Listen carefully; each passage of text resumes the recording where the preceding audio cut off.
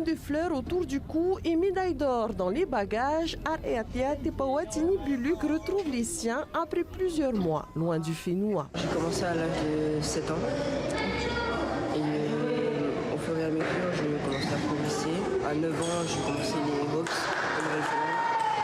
Puis à 11 ans, je commence un gros tournoi en Australie, chez les Océaniens. J'ai fait aussi les championnats de France.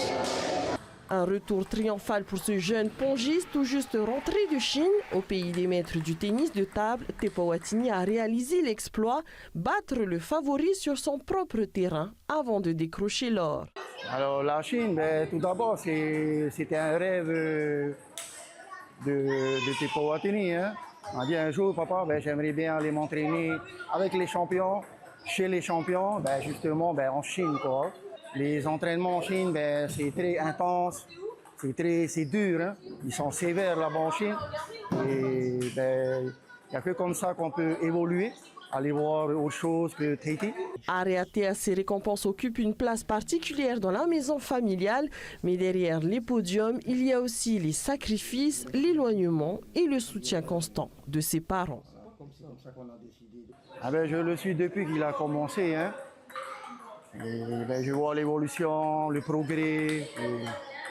Voilà, c'est très important. Chaque parent il devrait soutenir leurs enfants, peu importe la discipline, il faut soutenir nos enfants dans le sport. Parce qu'ils ont ont de la valeur, nos enfants.